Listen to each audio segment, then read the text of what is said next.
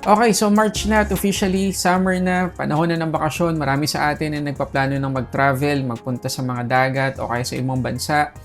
At kung saan man tayo pupunta, sigurado meron tayong mga bagay na hindi dapat makalimutan. At kasama dyan yung 5 ipapakita ko sa inyo ngayon na mga gadgets or accessories. So lahat ng kailangan ninyong links sa mga recommendations na ipapakita ko sa inyo ngayon, nandyan sa description box sa baba. Or mas maganda, i-click mo na lang yung shopping bag icon dito sa video para makita mo agad yung updated pricing. Okay? So, umpisahan natin. Ang una ko i-recommend sa inyo ay selfie monitor. Marami sa atin ang nagka-travel mag-isa at gusto pa rin mag-take ng magagandang picture ng sarili natin kasama yung view sa likod, syempre. At gusto natin gamitin yung main camera dito sa likod kasi mas maganda pa rin to compared dun sa selfie camera natin. Downgrade talaga sa quality kung selfie camera palagi yung gagamitin natin, lalo na kung mag-isa nga tayong magka-travel. So, ang solution dyan ay yung sinabi ko kanina, selfie monitor. Para ito palagi yung magagamit natin, pero at the same time, nakikita natin yung sarili natin dun sa monitor. At ang marirecommend ko dyan ay itong Ulanzi VM1 MagSafe Vlog Selfie Monitor. So, ang current price ito ay 2,890 pesos. At ang maganda rito guys, kasi wala tong latency. Hindi kagaya ng ibang mga selfie monitor na nakita ko sa Lazada o kaya sa Shopee o kaya sa TikTok, via Wi-Fi yung connection. Kaya nakikita natin yung sarili natin pero may lag kasi nga wireless siya. Pero ito, may connect natin sa ating USB-C port ng phone para wala talagang latency, walang lag, talagang real-time yung makikita natin. So itong Ulanzi VM1 MagSafe ay meron ng kasamang pouch kagaya ng makikita nyo ngayon. Tapos ito yung itsura niya, napakaliit lang. At dahil nga MagSafe to, lalo na kung naka-iPhone tayo, ganyan lang oh. Tapos meron na rin kasamang ayan, USB-C to USB-C cable para gagamitin na lang talaga natin itong selfie monitor na to. So connect lang natin ng ganyan. Yan, tapos yan, ganyan lang siya. At kaya na makikita nyo, as in lahat talaga na nakadisplay sa phone natin ay lalabas dito sa selfie monitor. Talagang walang latency, kita nyo naman. Oh. Bawat galaw ko, talagang kuhang-kuha dun sa monitor. So, kung gagamitin natin ay yung main camera natin, hindi na natin kailangan tumingin talaga dito sa main display ng ating phone. Diyan na lang sa selfie monitor nitong Ulanzi VM1. So, ganito yung itsura nyo guys. So, ayan, kita nyo. Kahit ano talagang gawin natin dito sa phone. Tapos, kung gusto nating i-adjust yung brightness, meron siyang dedicated button. Ayan, level 3, level 1, level 2. Okay, wala siyang auto brightness. Hindi siya sasabay sa auto brightness ng ating phone. Talagang manually i-adjust natin yan. Pwede rin natin i-adjust yung aspect ratio. Original. Ayan.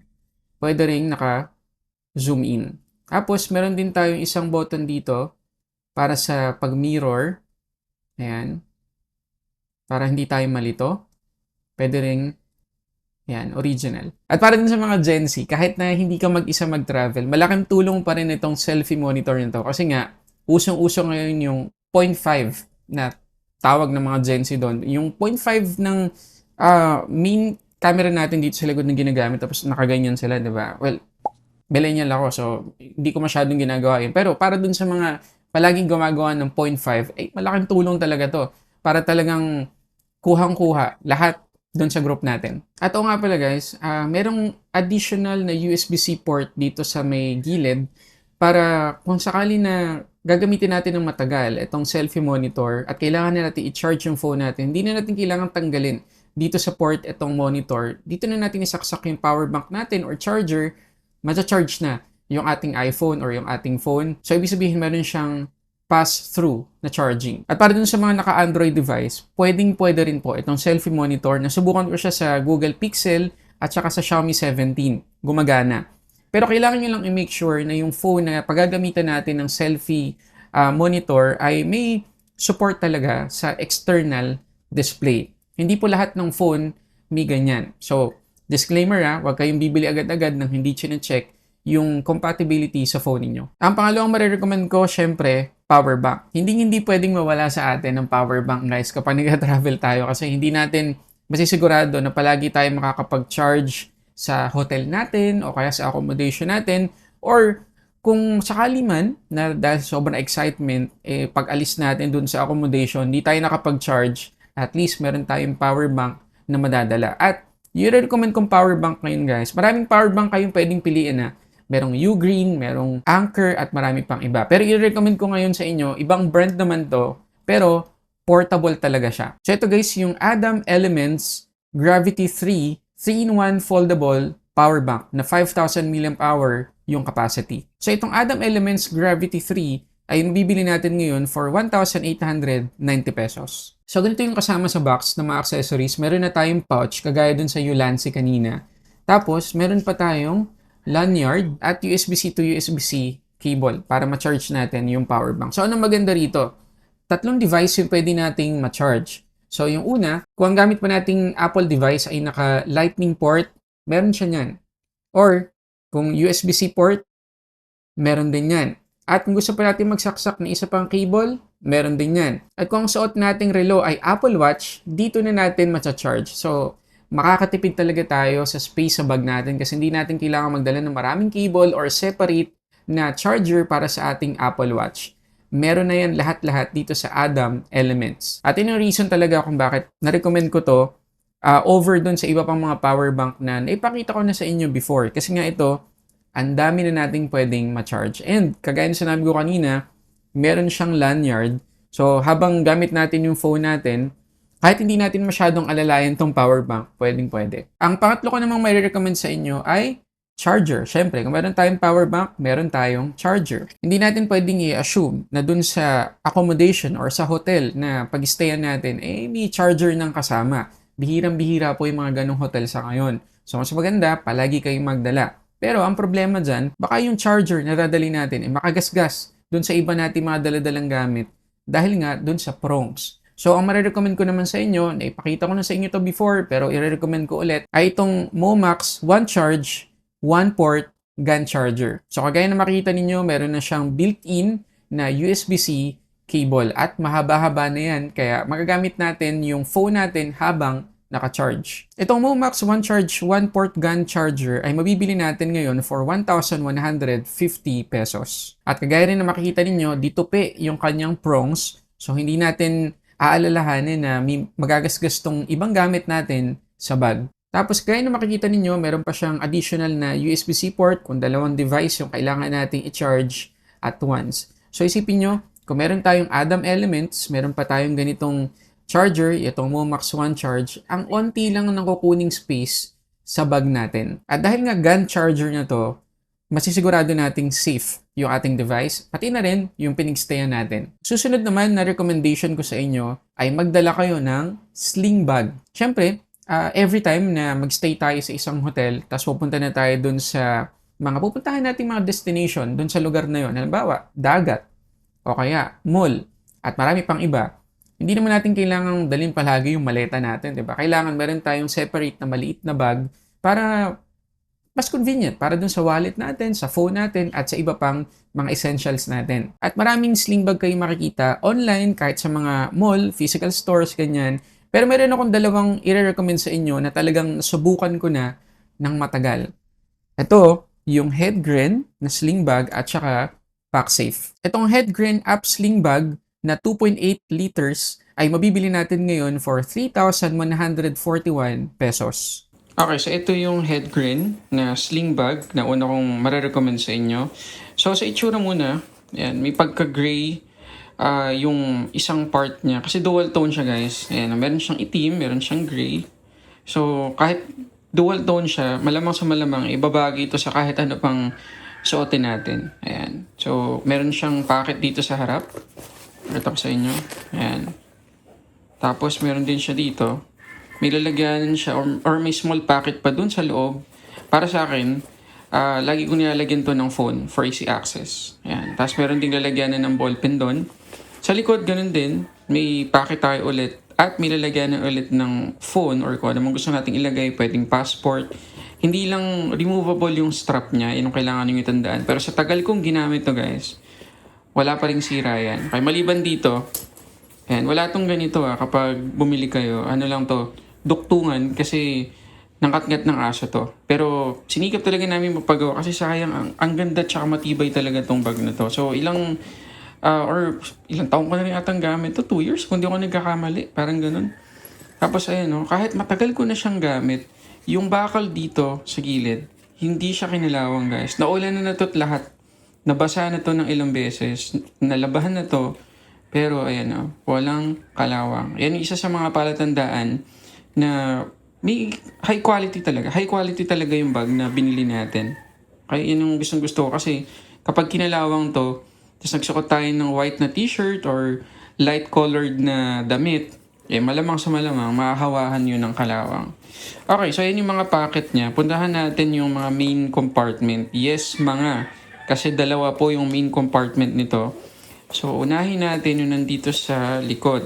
Kita nyo yung zipper? Hanggang dito sa may ibaba. Ayan. Ganun nyo ha.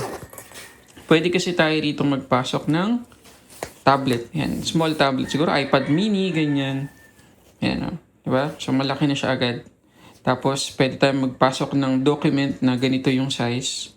Ayan. Yung passport, pwede rin. Tapos, ayan o. Pwede natin siyang i-stretch ng ganyan. So, ano siya? Pwede natin lagyan ng medyo makapal na mga gamit natin. So, yun yung unang compartment.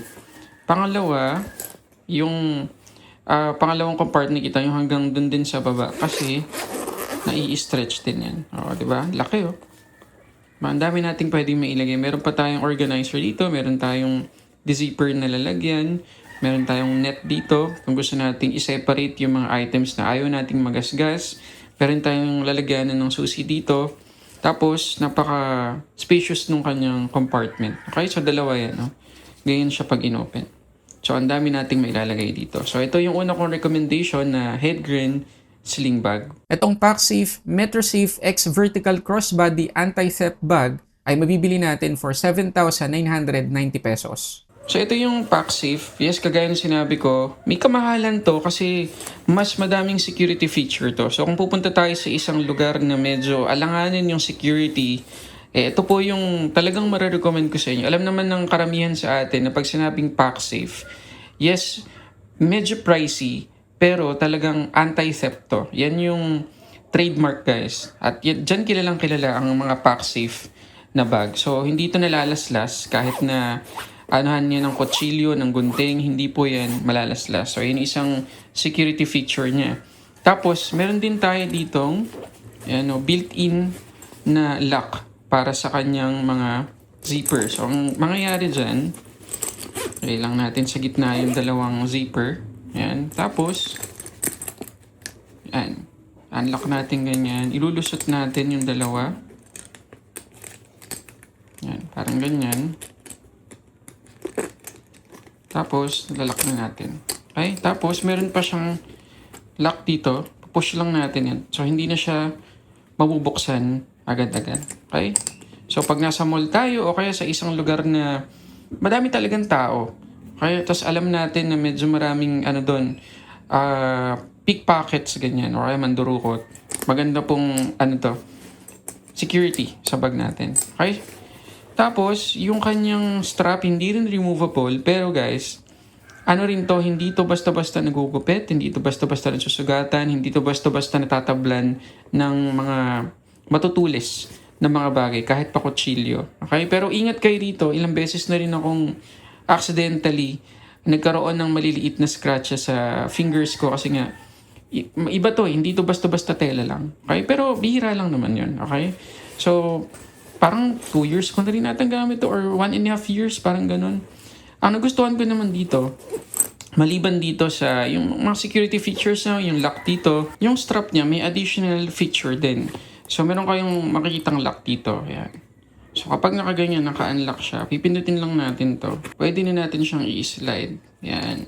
So, ang purpose naman kung bakit natatanggal itong isang part na to, kung iiwanan natin sa isang lugar yung ating bag, halimbawa mag-order tayo, pero mag-isa lang tayo, ayaw nating makuha yung table natin o yung chair natin, pwede nating iwan tong bag na nakasecured dun sa sandalan, ganyan. Okay, itatali natin yung bag natin. Tapos meron siyang lock. Yan. Okay? So, again, hindi siya removable. Security feature lang yan. Meron din tayo ditong handle.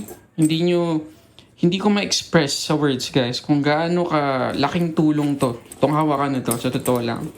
Ngayon, pagdating sa iba pang security feature, kapag in-open natin to, so meron siyang packet dito. Ayan. Small packet, ginagamit ko for coins, mga sukli-sukli para mabilis akong kumilos, tsaka ako nilalagay sa wallet ko. Pag open natin dito sa una niyang compartment para tayo lalagyan ng susi, meron tayong net dito para sa mga gadgets na ayaw nating magasgas. Tapos meron tayo ditong packet na merong RFID blocker.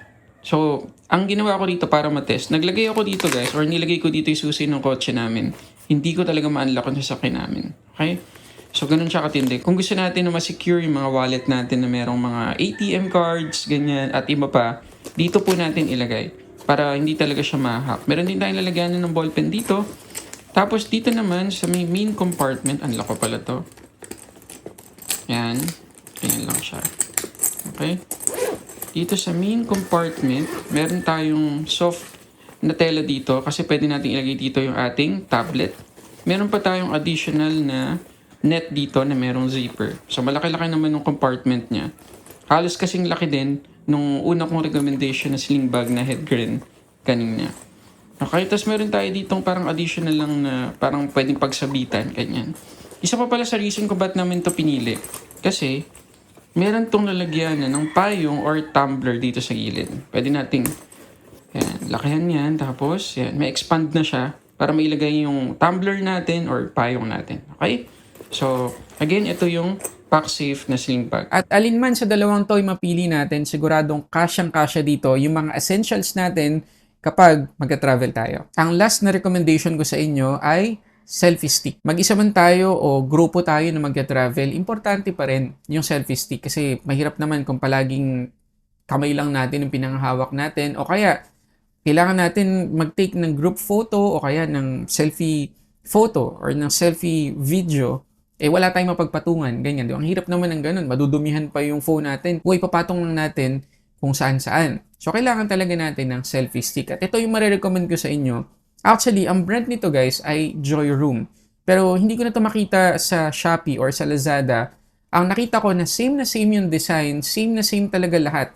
Pati yung kanyang haba at marami pang iba ay itong Newer Basics PA991 Selfie Stick Tripod with Remote. Ang presyo nito ngayon ay 1,279 pesos. So, ano maganda rito? Maliban sa colorway na black tsaka red, adjustable guys yung mismong hawakan ng kanyang phone. So, makikita ninyo pwedeng ganito, ganyan lang kaikli, or pwede nating isagad yung haba ng kanyang selfie stick. Pakita ko ulit sa inyo ha. Ayan. Sobrang haba. Talagang siguradong makukunan yung buong group natin or tayo mismo lang mag-isa.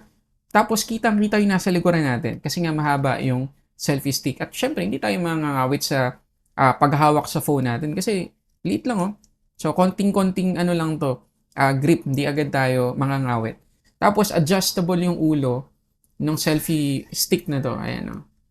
Yan. Pwedeng ganyan lang din kaikli oh. Tapos, ipatong na natin siya somewhere para hindi natin madumihan yung phone natin. So, hindi natin kailangan ipatong kung saan-saan yung phone natin. Kasi kung ganun ang gagawin natin, una, pwedeng ma-snatch. Pangalawa, pwede tayong makakuha ng kung ano-anong dumi dun sa destination natin. Diba? So, mas maganda talaga. Palagi tayong may ganito. Tapos, ito na lang lilinisin natin. Okay, so recap lang tayo. So, 5 yung gadgets or accessories na na-recommend ko sa inyo. Una, selfie monitor. At yung marirecommend ko dyan ay itong Ulanzi VM1 MagSafe Vlog Selfie Monitor. Pangalawa ay power bank. Ang isa sa pwede nyo yung consider ay pinakita ko sa inyo kaninang Adam Elements Gravity 3 3-in-1 foldable power bank na 5,000 mAh yung capacity. Pangatlo ay yung charger at yung na-recommend ko ay itong Momax One Charge na gun charger na meron ng built-in USB-C cable. Pang-apat, sling bag. So, dalawa yung na-recommend ko sa inyo. Isang headgear at isang pack-safe. At pang-5, yung selfie stick. At yung na-recommend ko naman ay itong Newer Basics PA991 selfie stick. Okay guys, meron ba kayong ma-recommend sa bawat category na napag-usapan natin? Paki-comment dyan sa baba. At para doon sa mga gustong makita yung updated pricing ng mga naipakita kong gadgets at bag dito sa video na to, i-click nyo lang yung shopping bag icon dito sa video na to para makita nyo agad yung updated pricing at makita nyo kung saan safe bumili. So yun muna guys, maraming salamat sa panonood para sa samot-saring unboxing and reviews. This is Sulit Tech Reviews.